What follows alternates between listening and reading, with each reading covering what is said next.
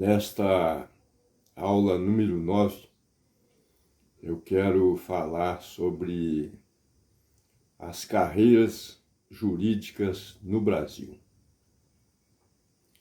Eu vou começar fazendo um histórico, um pequeno histórico, sobre o caminhar das profissões jurídicas de uma forma bem sintética,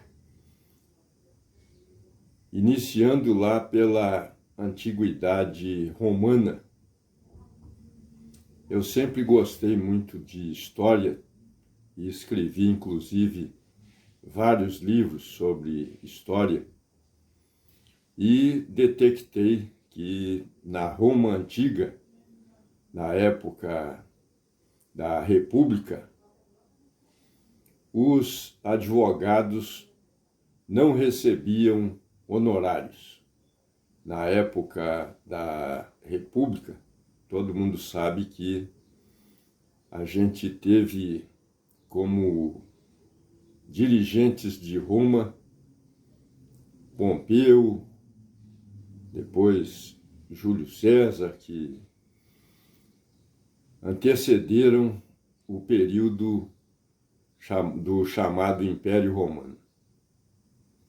Nessa época, os advogados não recebiam honorários. Eles recebiam presentes, alguma forma qualquer de pagamento, mas não havia tabela de honorários, não havia nada nesse sentido. E a profissão de advogado não era regulamentada. Quem quiser que se dispusesse a fazer defesas, fazer o trabalho forense na justiça, poderia fazê-lo sem necessidade de se credenciar em nenhum órgão, não havia nada disso. Era uma profissão que qualquer um poderia exercer. E, na verdade, nem profissão era. Depois a gente vai avançando no tempo e a gente vê, por exemplo, na França, na época da Revolução Francesa, quem não sabe, eu vou contar, Voltaire, que foi um grande filósofo dessa época da Revolução Francesa, ou pouco antes, Voltaire também, além de filósofo, escritor, era advogado. E um brilhante advogado, por sinal. Nós vemos a profissão de juiz na França em 1500, 1590, por aí. Um grande filósofo, Montaigne, Michel de Montaigne, ele foi juiz em Bordeaux, que é uma cidade francesa, durante 6 anos, e depois ele foi o equivalente a desembargador também durante 6 anos. O cargo era comprado, o pai dele era um homem muito rico, comprou o cargo de juiz para ele e depois ele passou a ser membro do parlamento de Bordeaux, que era o equivalente ao que hoje é um tribunal de justiça, um órgão de segunda instância. Montaigne viu, com a mentalidade avançada que ele tinha, que exercer a magistratura realmente não era o ideal dele. Então, ele simplesmente abdicou do cargo e não quis mais ser membro do judiciário da época. Outro que exerceu a magistratura e depois se tornou muito famoso como um grande filósofo do direito foi Montesquieu, que escreveu propondo a tripartição de poderes: executivo, legislativo e judiciário. E ele considerou o judiciário como um poder fraco. Ele não igualou o judiciário aos dois outros poderes. Nós vemos uma curiosidade com relação ao judiciário, é que quando Napoleão Bonaparte, se não me engano, em 1801, 1799, por aí, ele se sagrou imperador, ele coroou a si mesmo como imperador da França, ele dissolveu o judiciário, que era composto por pessoas que compravam o cargo de juiz e o cargo de membro do parlamento, o que hoje a gente chamaria de desembargador. Ele exonerou todo esse pessoal e nomeou pessoas da confiança dele.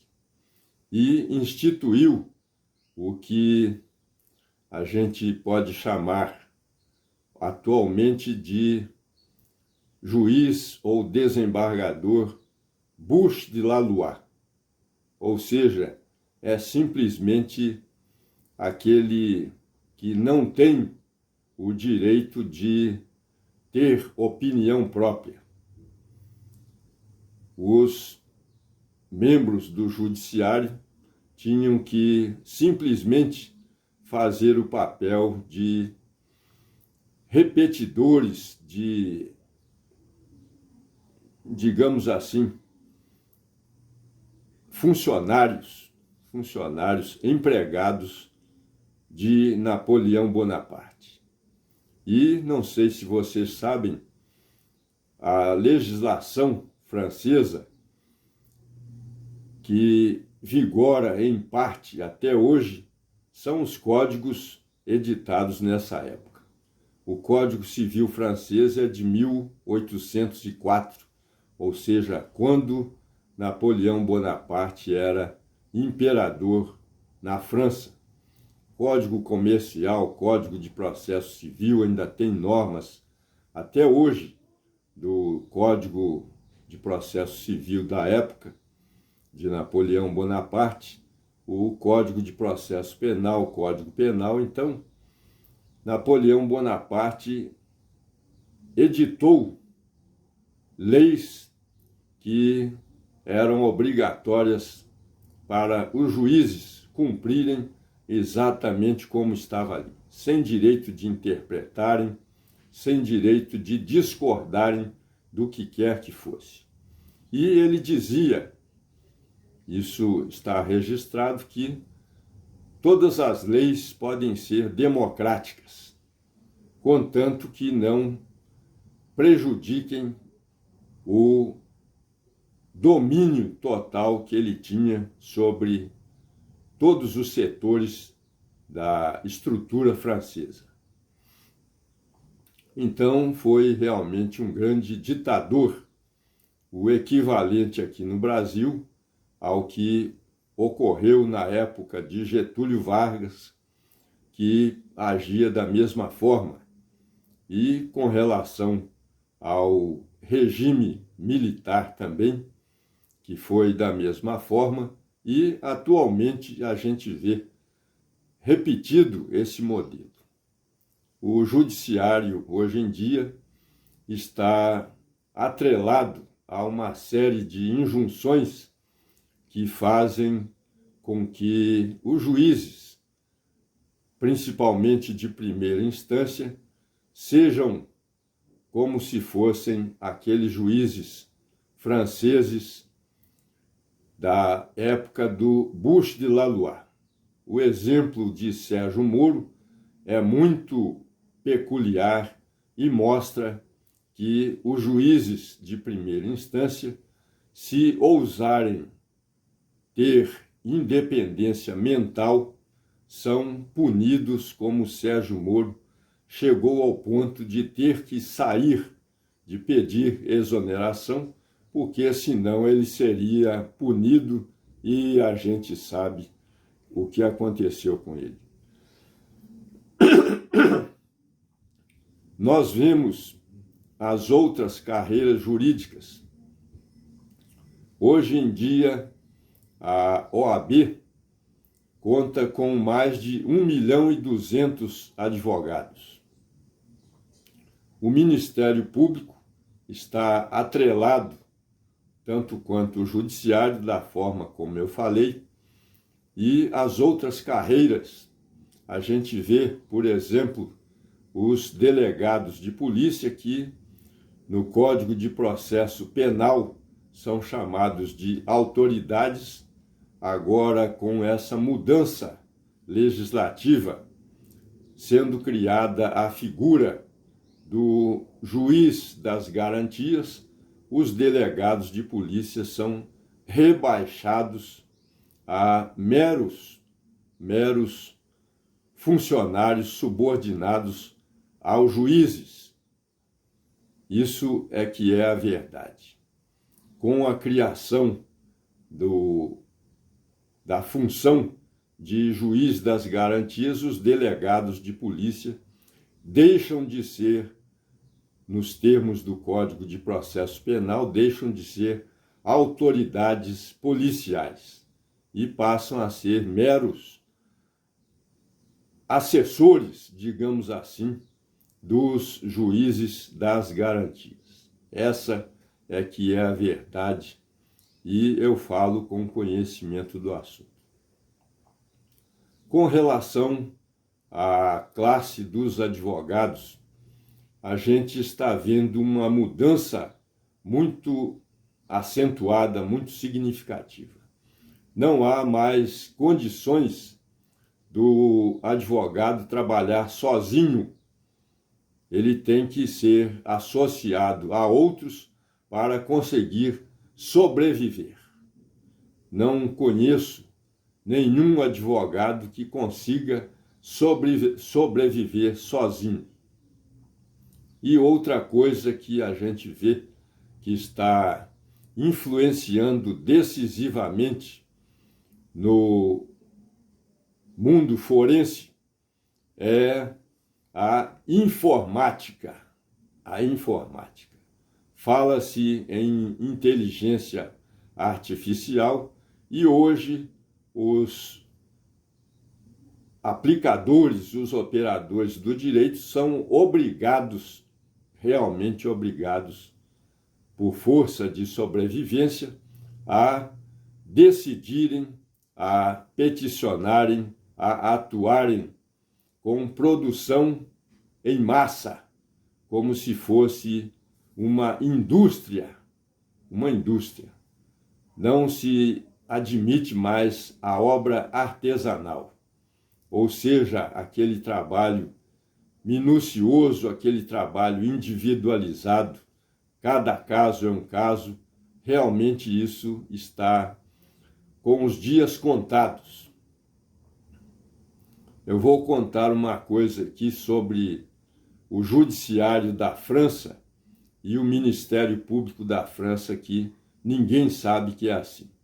Eu escrevi um livro chamado A Justiça da França, um modelo em questão, publicado em 2001. Então, o que detectei e que coloquei nesse livro é o seguinte: a partir da Segunda Guerra Mundial, do término da Segunda Guerra Mundial, a justiça chamada judiciária, ou seja, esses juízes e membros do Ministério Público, como a gente tem aqui no Brasil, eles praticamente ficaram sem prestígio, sem valor, como era antes, como eles tinham de valor antes da Segunda Guerra Mundial. E na França, hoje, a justiça administrativa é que é forte, desde 1945. O que é a justiça administrativa?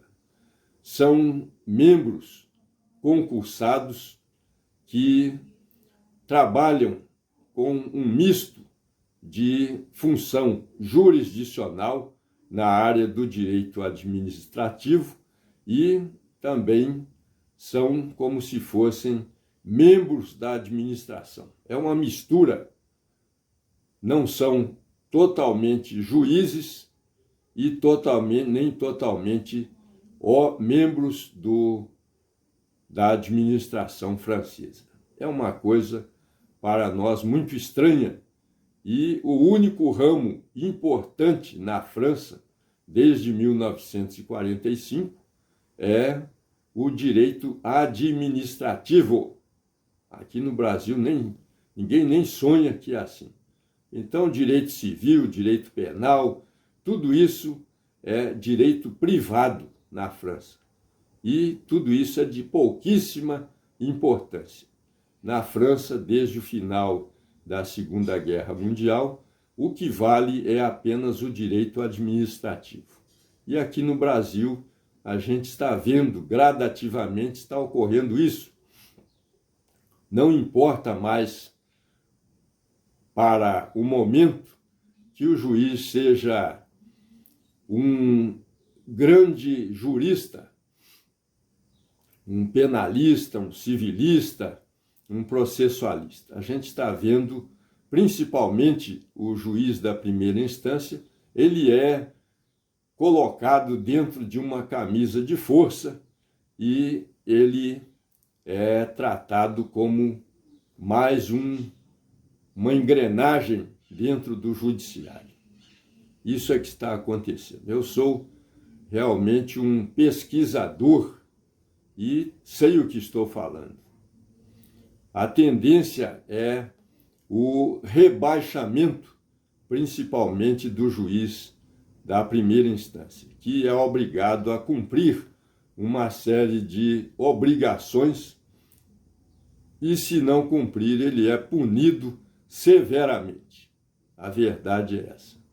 O exemplo típico foi, como eu falei, de Sérgio Moro, que da primeira instância ele movimentou o Brasil inteiro, mas foi excluído e hoje em dia Sérgio Moro é até perseguido pelo próprio judiciário.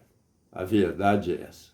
A maioria dos juízes é contra Sérgio Moro. Isso eu falo com muita pena, porque considero Sérgio Moro como o juiz mais importante de toda a história do Brasil. Mais importante de toda a história do Brasil.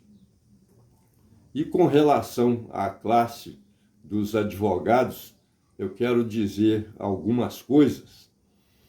Na França, por exemplo, não existe a figura do advogado que pode atuar em qualquer instância, como no Brasil acontece.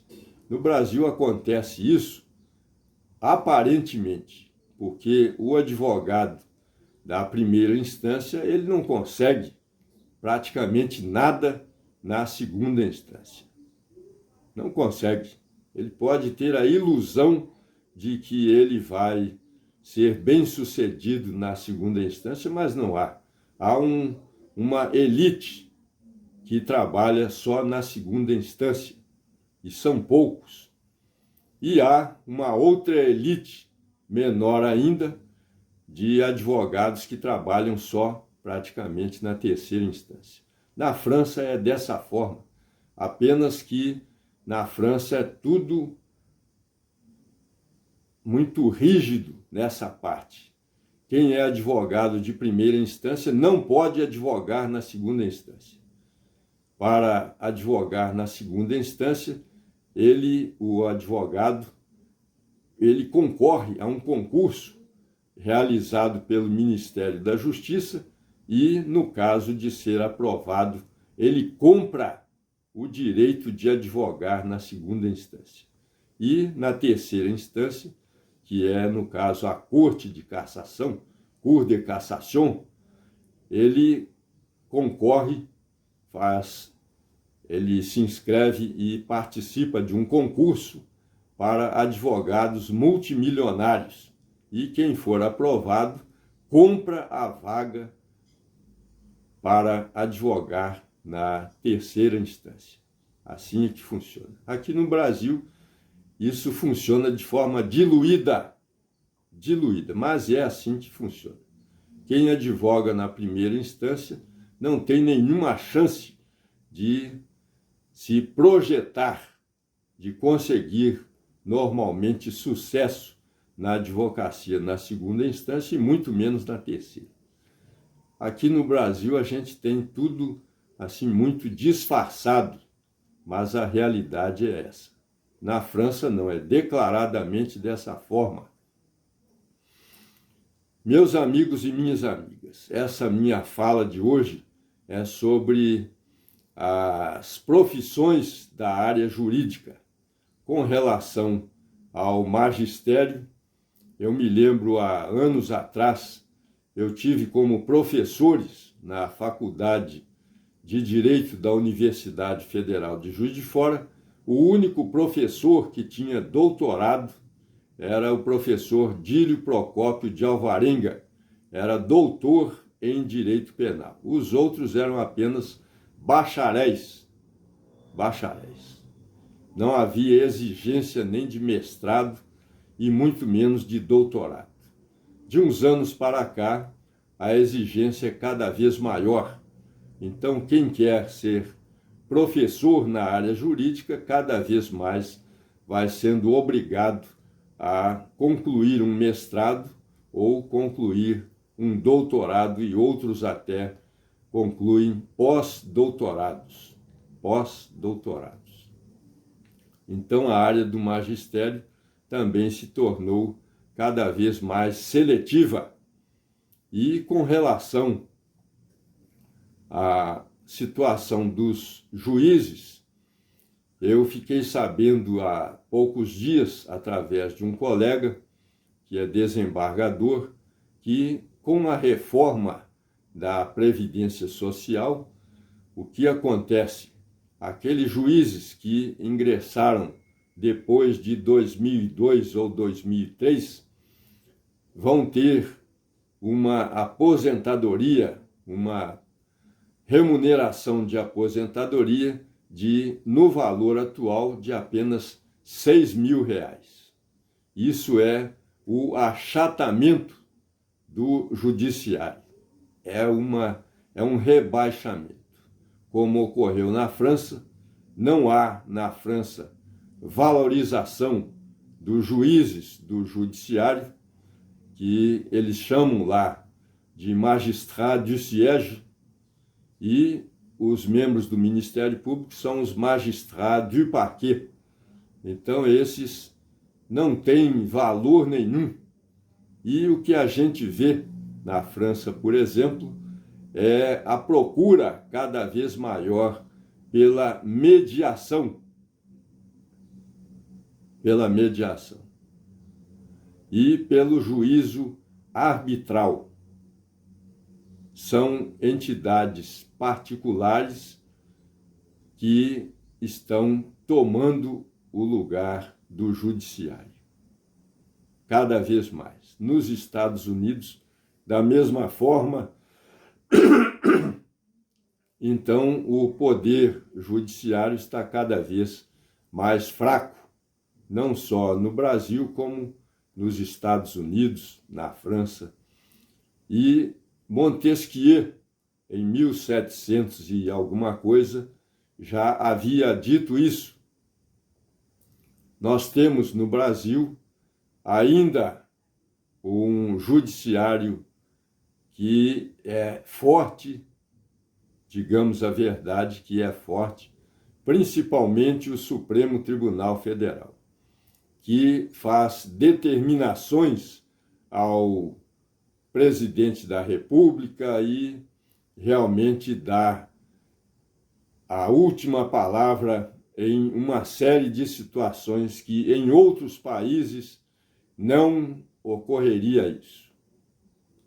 Então nós temos no Brasil ainda, na situação do momento, segundo a minha ótica, o Supremo Tribunal Federal, que é muito forte a ponto de determinar certas obrigações ao presidente da República e a outros órgãos, como se fosse um governante, como se fosse, digamos assim, um órgão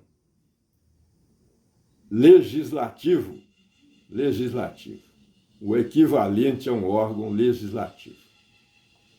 Mas não sabemos durante quanto tempo isso vai prevalecer.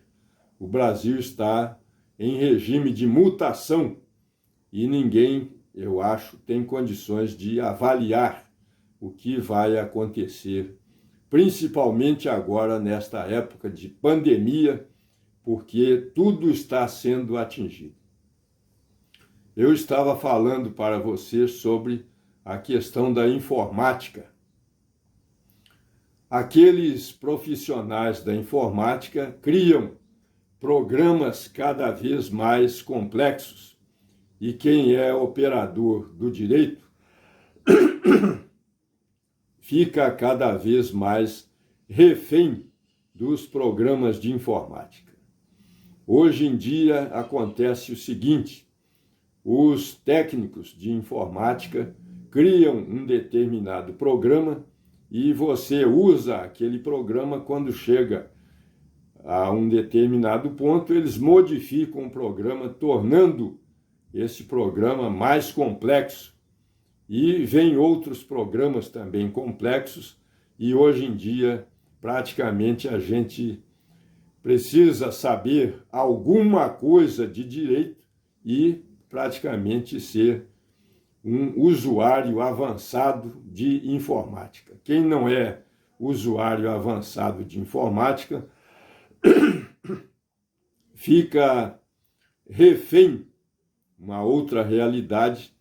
O que acontece com os advogados que têm que se associar a outros para sobreviverem? Os membros do judiciário têm que se submeter praticamente aos seus assessores, uma coisa que não acontecia antes.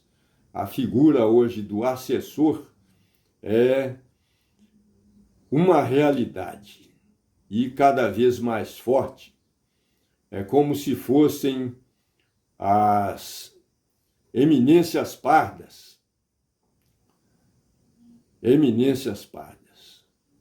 Cada assessor realmente acaba dividindo com o membro do judiciário o poder de decidir. Imaginemos um membro do judiciário que tem que decidir por dia, mais de 50 casos. Eu faço isso pessoalmente, não conto com o trabalho de assessor, porque eu faço meu trabalho de forma artesanal, porque eu quero fazer justiça, e justiça não se faz em massa. Justiça se faz decidindo cada caso individualmente, porque cada caso é um caso. E o assessor faz a produção em massa. Simplesmente vai seguindo as regras processuais sem analisar a justiça que tem que ser feita em cada caso. Não é empurrando o processo para a frente, como se fosse uma caixa de entulhos, que se estará fazendo justiça. E cada vez vai acontecendo mais isso, empurrar o processo para a frente, para só ao final se analisar o que tem que ser decidido. E assim mesmo, nem sempre com a realização da justiça. Eu não aceito esse padrão, eu olho cada caso desde o começo e analiso cada fase como sendo uma fase importante. Meus amigos e minhas amigas, então o judiciário está dependendo cada vez mais dos programas de informática, que são extremamente complicados, e os técnicos de informática ajudam a complicar cada vez mais.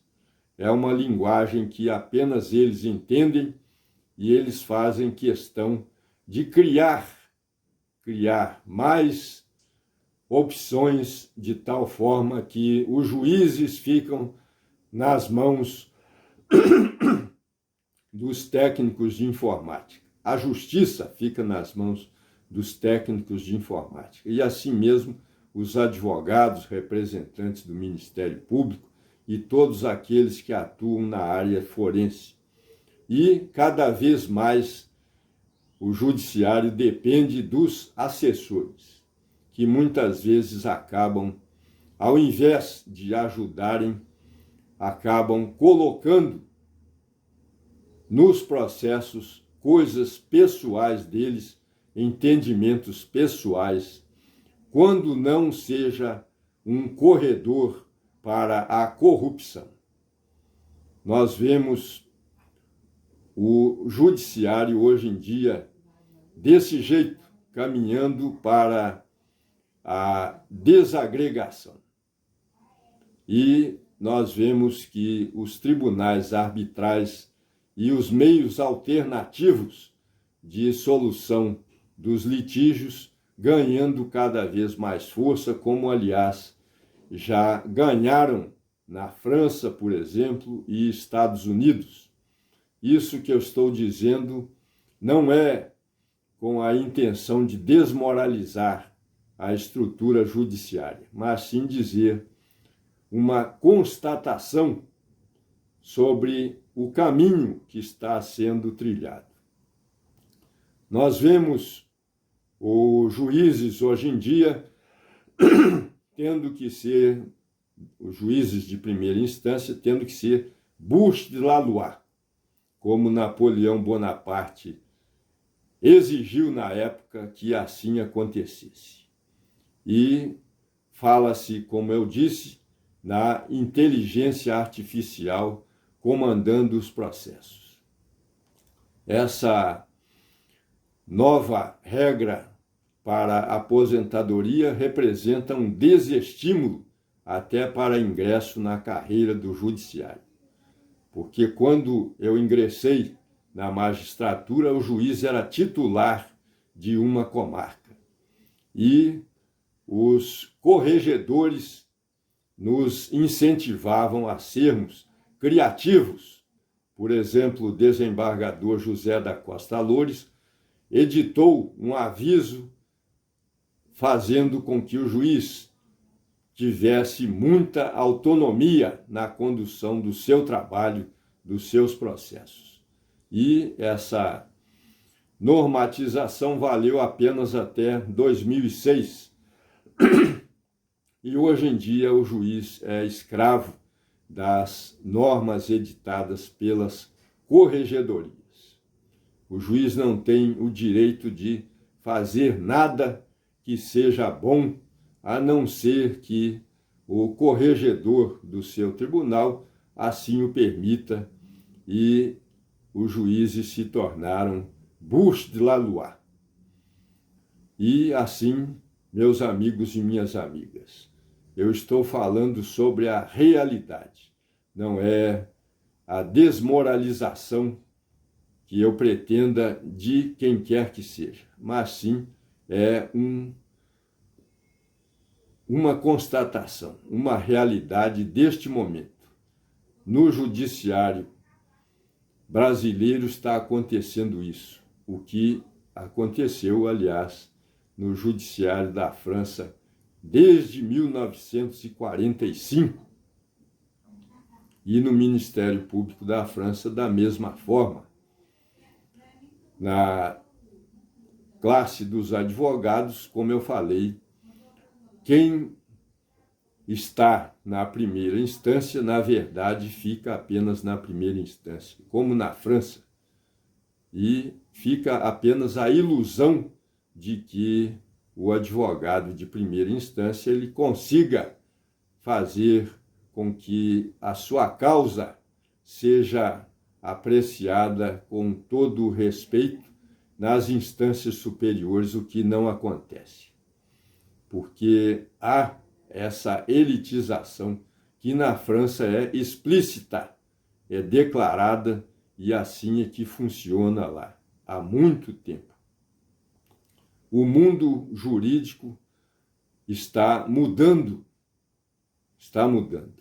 Nós vemos a edição de regras jurídicas que, para nós que já militamos há muitos anos, eu sou formado há 41 anos, para nós isso representa um verdadeiro assombro, e nós vemos a cada dia coisas desse tipo acontecerem. Uma das mais graves que eu acho é a edição, a criação da figura do juiz das garantias,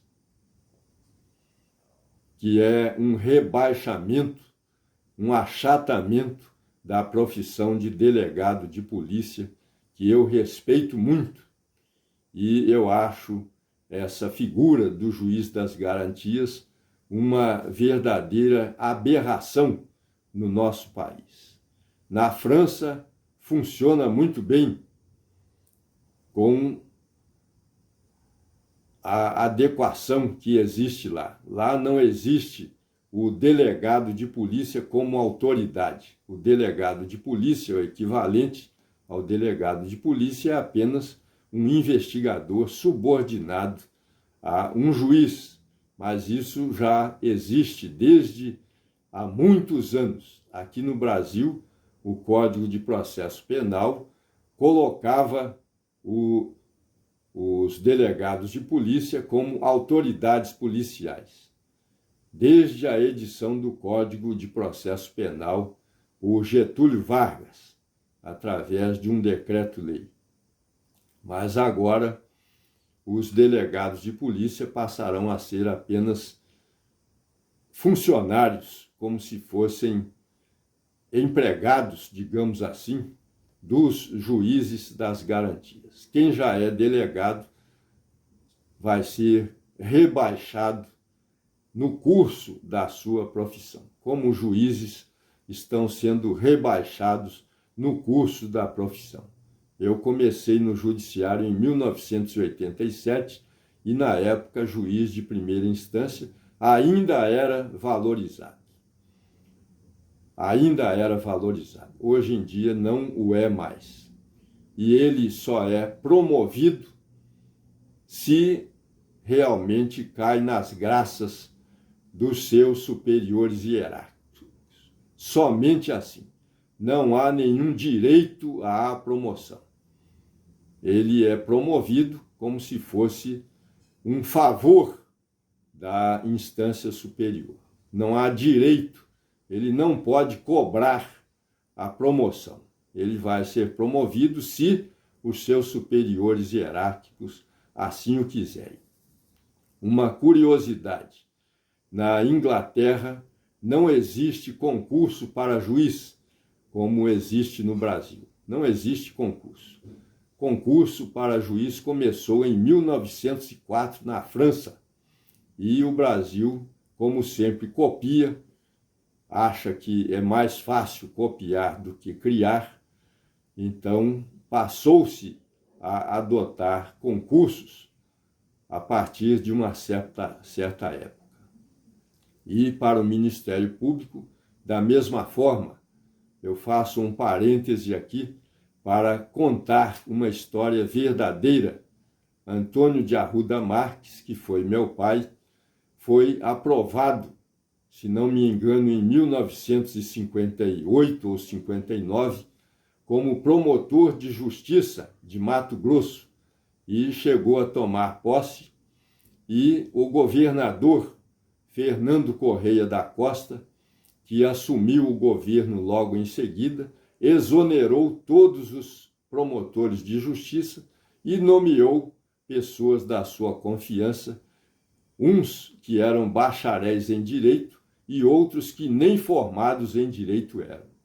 Isso é uma realidade. O nosso país ainda é um país de terceiro mundo. E a gente vê acontecerem coisas absurdas e acha que o nosso país é uma maravilha, quando na verdade ainda é um país onde a mentalidade ditatorial em todas as áreas da atividade societária, atividade humana existem. É uma verdadeira ditadura onde cada um que consegue impor a sua vontade fica como um verdadeiro Napoleão Bonaparte, que faz o que lhe dá vontade de fazer, até que seja substituído por outro que vai agir da mesma forma, infelizmente. As carreiras jurídicas no nosso país são desse nível. E quanto aos funcionários da área da justiça, são extremamente mal remunerados. Mal remunerados. E não há incentivo. Meus amigos e minhas amigas, nesta aula número 9, eu fiz um apanhado geral sobre as carreiras jurídicas no nosso país.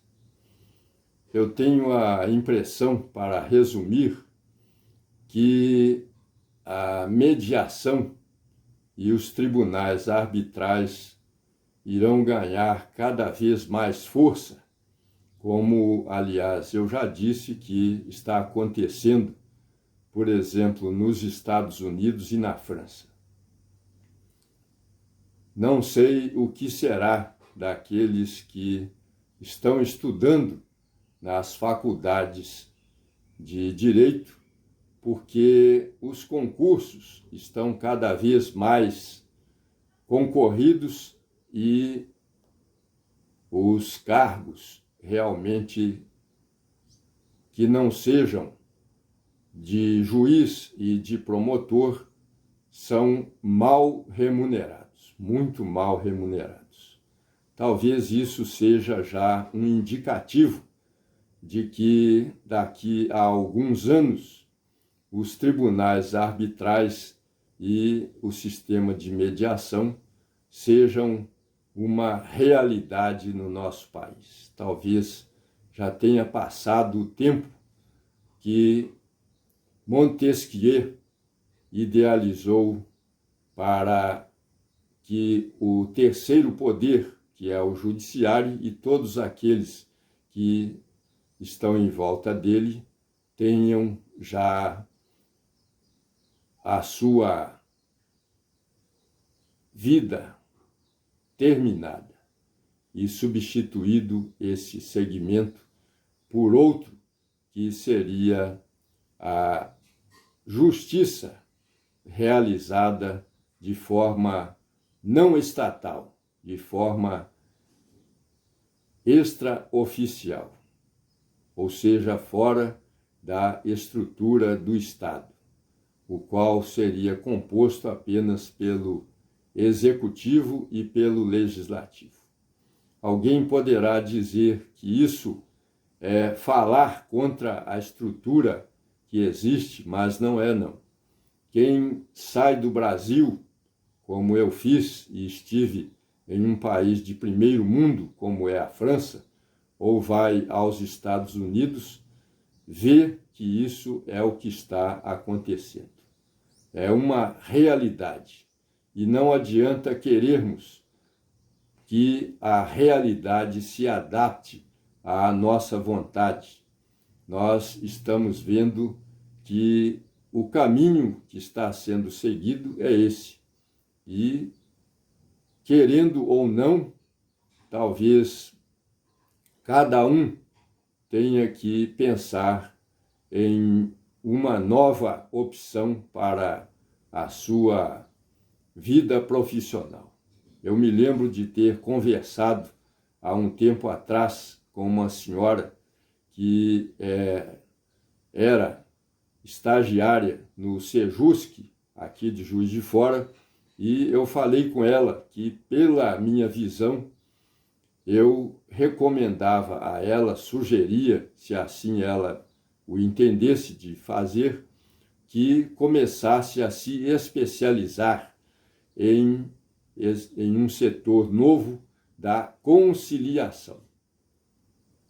Eu sugeri isso a ela. A essa altura já deve estar formada, então eu acredito que a conciliação, os órgãos de conciliação passarão a ser as predominâncias daqui a alguns anos.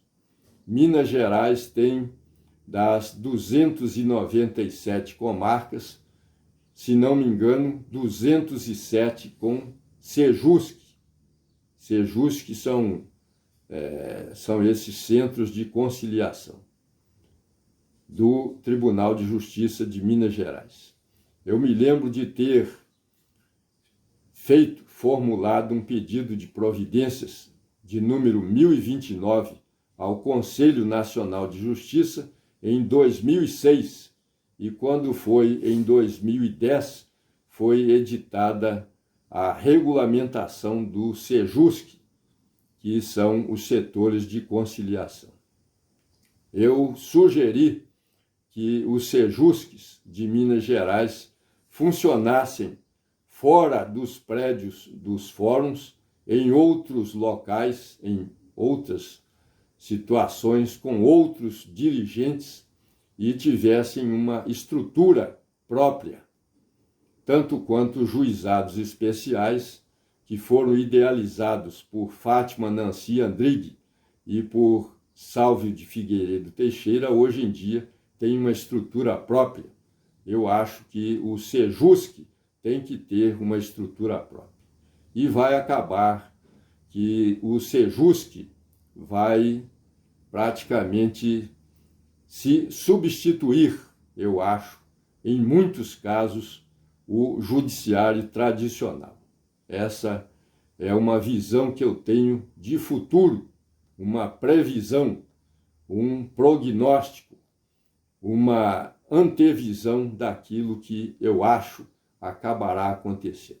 As carreiras jurídicas, isso é o que eu tenho para dizer para meus amigos e minhas amigas, e principalmente aqueles que estão começando ou vão começar uma carreira no mundo jurídico forense.